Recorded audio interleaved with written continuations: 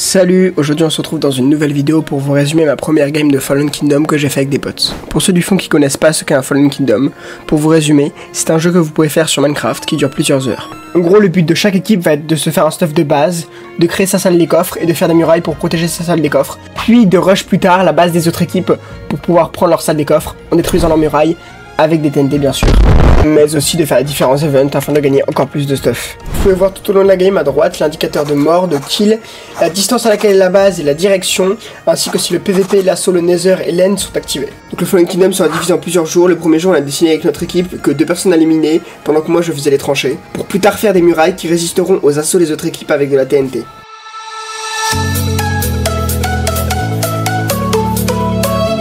D'ailleurs, comme vous pouvez le voir en bas à gauche, le chat nous informe quand on sort ou quand on rentre dans notre base. L'objectif était donc ensuite de remplir le trou de stone afin que la muraille résiste encore plus à la TNT. Mais on s'est rendu compte plus tard qu'on avait clairement pas cette stone, donc on a juste fait des murailles basiques. Bref, en attendant, il y a eu le premier event où on a dû choisir un joueur. On a choisi Namor, un des 3 mecs de mon équipe. Sur le coup, on ne savait pas ce qu'était l'event, on a dû choisir un joueur un peu aléatoirement du coup. Heureusement, on avait une stratégie incroyable pour l'event. Non, juste vas-y en mode Ressoum, tu fais le plus de dégâts. Ouais, j'avoue. Vas-y, on verra bien. Et je vais laisser notre modo préféré vous expliquer les règles. Alors, je vais faire un décompte. Et vous devez suivre les blocs de bedrock jusqu'à récupérer le bloc de cobblestone renommé dans le coffre. Il y a un coffre au bout avec un bloc de cobblestone renommé. Voilà, et vous devez le récupérer. Allez, 3, 2, 1, go. Et on commence en premier avec Namor qui trace, tout devant. Namor en première position, notre ennemi qui se trompe de direction, qui va directement dans une zone bizarre, qui se fait téléporter par le modérateur malheureusement.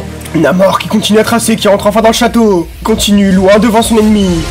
Namor qui malheureusement se fait grandement rattraper, son ennemi est juste derrière lui. Les 2 ennemis sont maintenant au même point, juste au-dessus du vide, juste au-dessus d'une source d'eau. Ils vont sauter, ils vont sauter, ils vont sauter. L'ennemi passe, et l'autre il passe aussi. Ils continuent, ils sont désormais au même niveau. Ils doivent maintenant désormais faire un jump, ils sont tout proches de la ligne d'arrivée. Ils commencent à se taper, à se battre, à se pousser. Ils passent par les arbres, ils trouvent un raccourci. Koro Sensei devant, Koro Sensei devant. Et Koro Sensei qui arrive, Koro Sensei qui arrive. Et Koro Sensei qui gagne. Malheureusement la défaite de notre team. Bon, après cette défaite, on revient sur un truc plus chill, la construction de notre salle des coffres.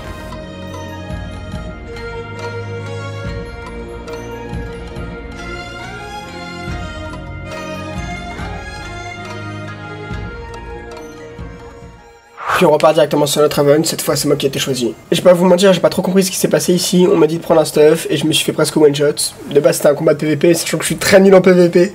Je vous laisse regarder. Bon bah, PVP dans 5, 4, 3, 2, 1, PVP maintenant.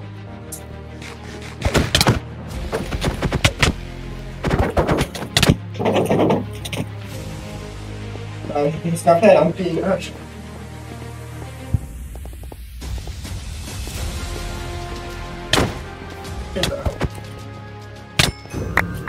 Ok. Bon, comme vous pouvez le voir, il avait une hache, un bouclier, et en plus j'étais nul donc je peux rien faire. En attendant, on a un coffre accroché au spawn qui va nous donner un peu de stuff, donc on y va avec toute la team. Je peux vous mentir que c'était vraiment long à crocheter. 97, 98, 99, 100, wesh. C'est quoi? J'ai de la netherite, j'ai quoi faire un lago de non, presque un lago de netherite. J'ai enchantement protection 1, knockback 1, protection 3. J'ai 4 de diamants et j'ai des fioles d'XP.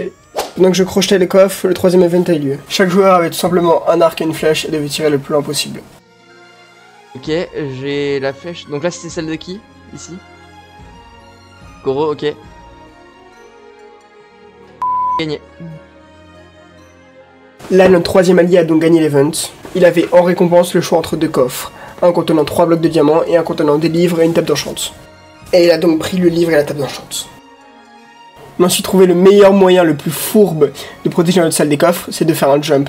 Car la salle des coffres doit évidemment être accessible à pied et avec un jump, c'est tout à fait possible, mais ça fait bien galérer les ennemis.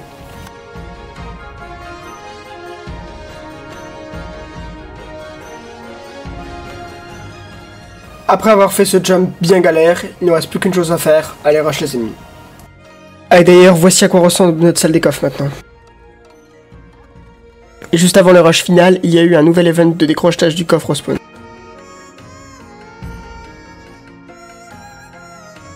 Dans ce coffre, il y avait du très bon stuff, un lago netherite qui va plus tard nous servir à faire une hache en netherite, des diamants pour pouvoir faire plus tard un plastron en diamant, ainsi que beaucoup de TNT pour pouvoir encore plus faire mal aux défenses des ennemis. Sur ce dernier jour d'event, ce sera malheureusement du 2 contre 2, on prépare absolument tout le stuff qu'il nous faut pour rush les ennemis, puis on part. De toute façon, c'est l'assaut final. Hein. Ouais.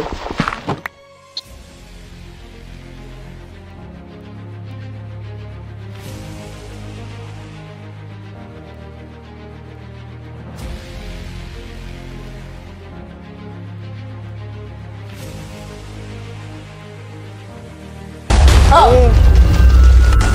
bon, vous avez vu que j'ai un peu trop abusé sur la TNT, ce qui fait que je me suis fait one shot par la TNT et mon allié est resté très low et est mort juste après. Forcément on a perdu tout notre stuff et on était tous les deux démoralisés. On a donc tenté une dernière stratégie, mon allié reste à la base pour défendre les ennemis qui commencent à nous rush, pendant que j'y allais discrètement. La suite, je vous laisse regarder.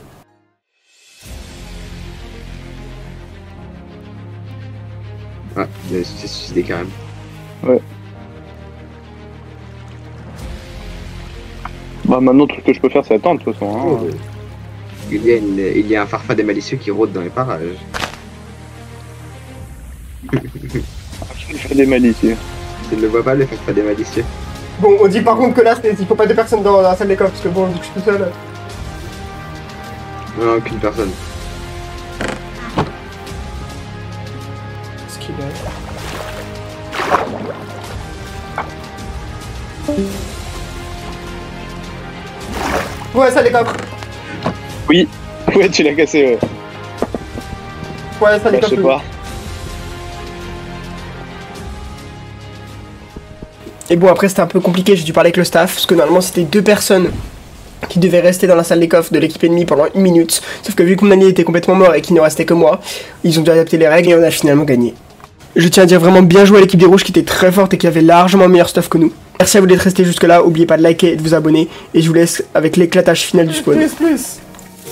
Attends, on n'est pas à ça près, on peut encore des... Ouais. Attends.